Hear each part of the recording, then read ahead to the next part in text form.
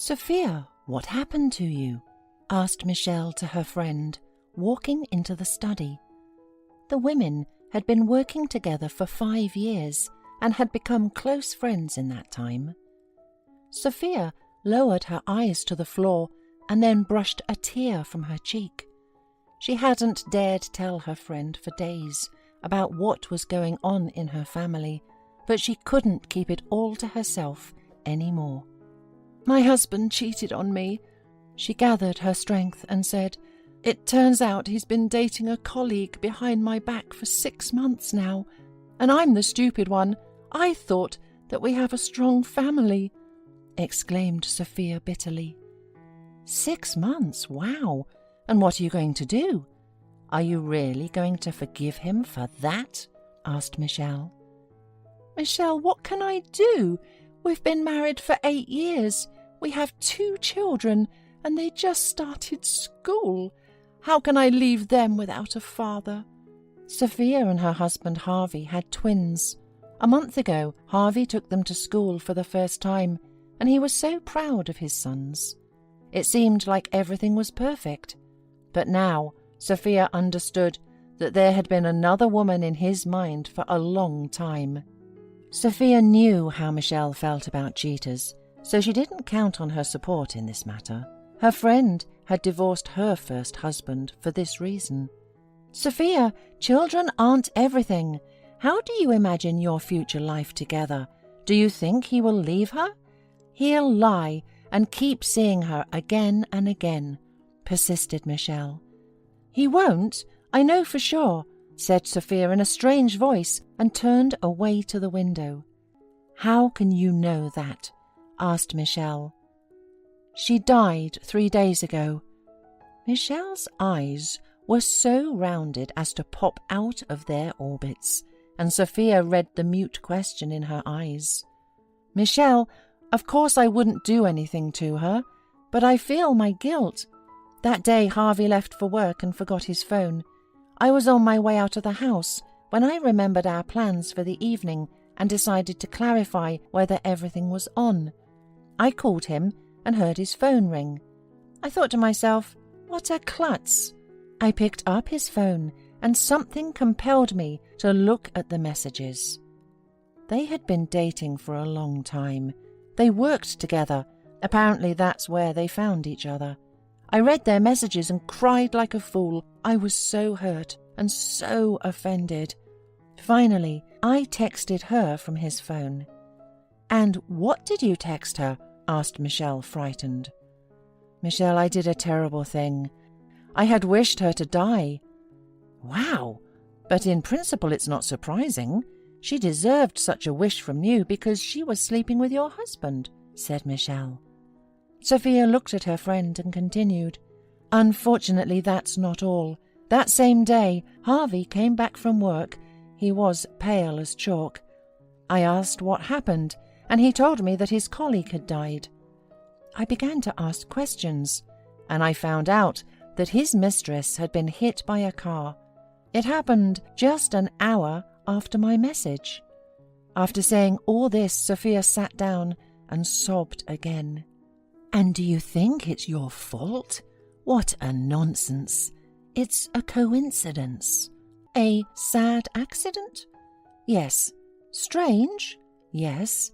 But it's certainly not your fault. You feel bad because your husband had been cheating on you for 6 months. Who would like that? By the way, did you tell him you know everything?" Sophia shook her head. He saw the message in the phone himself. He apologized for a long time, said he didn't understand how it all happened. He said he wasn't going to leave me and the boys, that he loved us. Michelle shook her head and asked her friend if she believed his fairy tales. Sophia nodded. She knew perfectly well that she shouldn't listen to any advice. She should think with her own head, but sharing her misfortune made her feel a little better. "He went to her funeral yesterday, and don't make that face. What could I have done? All the employees from their office were there. When he came back, I even felt sorry for him. I'm going crazy, trying to figure out what to do next. but my head is all jumbled up." Michelle came over and hugged her friend tightly. The hug made them both feel a little better. They stood like that for a while and then went into the canteen. This time they ate in silence. Each of them was thinking about something different. Sophia wondered if she was ready to forgive her husband for his mistake. Deep down, she felt that Harvey still loved her, but that was not even the most important thing for her. She knew for a fact that her sons adored their daddy. "Maybe she has bewitched him?" asked Sophia, not realizing she was saying it out loud. Such an idea had never occurred to her before, but that could be it, right? They lived soul to soul, made plans. So many good things had happened over the years. Michelle looked at her friend in surprise. "Did I say that out loud?" laughed Sophia involuntarily. "Yes, Sophia, but if you want to check, I know how. Do you remember Mrs. Romero? Well, that old woman who dresses very old-fashioned and rents an office on the 3rd floor, so she reads tarot cards. We can ask her anything you want. How do you like the idea?" Hope flashed in Sophia's eyes. She suddenly wanted to know not only about the love spell, but also about whether there was a future for her family. She pushed back her plate and said that she agreed to go right now. The women removed their plates from the table and went to the elevator. They went up to the 3rd floor and headed for Mrs. Romero's office. She had appeared here 6 months ago. Many companies of all kinds rented offices in this building. Apparently, Mrs. Romero was good at making new friends, because word spread about her quickly enough. Perhaps Sophia was one of the few women who had not yet had the time to visit her.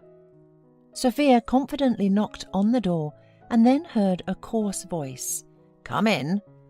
It was a little dark in the office. The blinds were closed. The light was off. Only a little light was let in through the window, which was open for ventilation. Mrs. Romero was sitting in her chair, leaning back. She wore a colourful dress, unaccustomed to office style. On her head she had tied a kerchief. She looked unusual, to say the least. Red lipstick on her lips, bright beads. "Mrs. Romero?" asked Sophia, looking her over. The fortune-teller nodded and invited the women in. "I was told you do fortune-telling at cards. Will you read tarot cards for me?" "You have questions, I see. All right, turn on the lights first. Lunchtime is almost over. I've been resting for a while." Michelle turned on the lights. The office began to look more familiar, all its intimidating charm gone somewhere. "Come on, sit down, honey. Tell me what happened." "I thought you were going to tell me yourself," wondered Sophia. "I'm just a fortune-teller. Tell me what the problem is, and then I'll lay out the cards." Sophia decided to cheat a little. She talked about her husband's infidelity, her rival's death, but she didn't say anything about a love spell. Mrs. Romero was just shaking her head, listening to her, and then she took her tarot deck. She shuffled and laid out the cards, looking at them thoughtfully. "Oh, but it wasn't your husband's guilt," said the fortune-teller confidently. "That woman has bewitched him. I can see it for sure. The cards are telling me. And it wasn't your fault that woman died. It was written in her destiny. You had nothing to do with it." "What about my husband? Shall we be together?" Mrs. Romero opened the cards once more. Then she looked at Sophia and told her mysteriously, "Now, everything depends only on you. You see, only you can break the hex. You have to forgive your husband and love him again. To love him with all your soul. That's the only way to get all the bad stuff out of him." "And what if I can't?" asked Sophia breathlessly. "Then he'll die before a year has passed. I'm telling you for sure. I'm a third-generation fortune-teller. After all, I'm not going to lie to you. It's up to you to decide whether your husband will live or not. Now you know all the options you have. Make your own decision." Sophia put $50 on Mrs. Romero's desk and left the office. "And what will you do?" asked Michelle, looking at her friend, frightened. "I don't know yet," simply replied Sophia. She thought about it all day, and when she got home, Harvey and the kids were already waiting for her.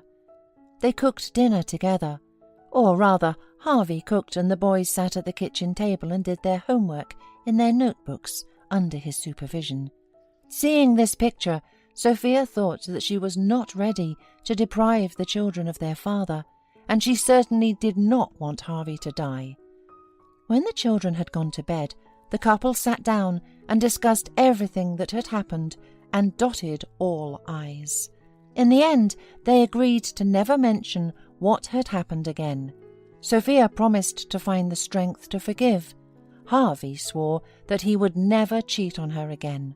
They sealed their promises in the marital bed, and in the morning they woke up refreshed, ready to go through life together. About 6 months went by, and the family's relationship improved. Sophia really forgave her husband and loved him even more. Her friend Michelle witnessed all of this, though she did not approve all this, but she understood why Sophia made this particular decision. One day, Michelle was going down in the elevator when Mrs. Romero walked in as well. "Hello, do you remember me? I came to you with a friend who was cheated on by her husband," said Michelle. "She's truly grateful to you, by the way. I can definitely see that you're a good third-generation fortune-teller. You helped her a lot." Mrs. Romero smiled. "Oh, I am pleased to hear, but I am rather a liar in the third generation. Don't believe all this nonsense. I'm only telling you this because I'm leaving this town." "How can that be?" wondered Michelle. "You found out all about the love spell, and Sophia didn't tell you anything." "Every other woman thinks about a spell when she finds out her husband's cheating, and 1 in 3 would believe it if someone would say it to her." "Then why did you tell her to forgive her husband?" Michelle asked, not understanding. "Why? Well, why ruin a good family because of a man's stupidity? They have 2 children. Let them live together. A woman's love can heal all wounds. If her husband is not a fool, he won't cheat on her anymore. Or, at least, he'll learn to hide properly." "So he wouldn't die?" asked Michelle, shocked at how easily Mrs. Romero had deceived them. "How could I know? He could have died. Just imagine his wife left him and the other woman died. How could he not drink himself to death? Maybe he would have died. But now everyone's alive and happy.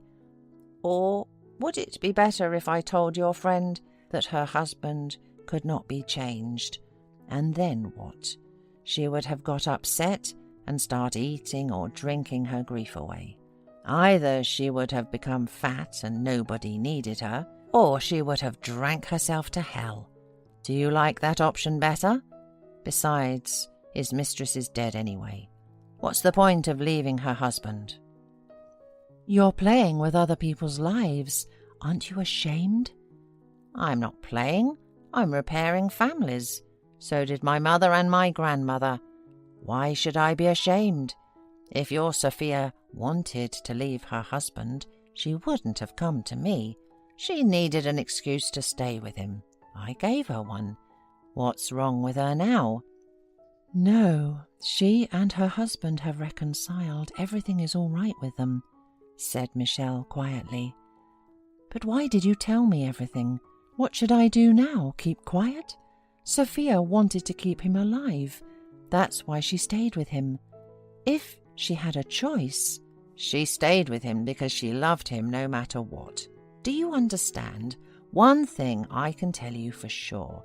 If you tell your friend, you will ruin her family. She'll get all her wounds up again. Well, I have said all I want. Have a nice day." The woman waved and left the building, and Michelle remained standing there with her mouth open. Just that day, Sophia and Harvey were celebrating their wedding anniversary. Michelle promised to come to them. A small dinner with friends had been planned, but now she wasn't sure if she should show up. She was afraid to say too much. A couple of hours later, Sophia called her friend. "Michelle, I'm calling to remind you. Will you be here?" "I will, of course," replied Michelle, though without much enthusiasm. When Michelle arrived at the party, she saw a happily married couple. Harvey looked adoringly at Sophia, and she looked fondly and lovingly at him. Their children were frolicking merrily near the set table. Seeing all this, Michelle had no desire to tell her friend what she had learned from Mrs. Romero. After all, everything between Sophia and Harvey was fine. Let it remain so, and what will happen, no one knows anyway.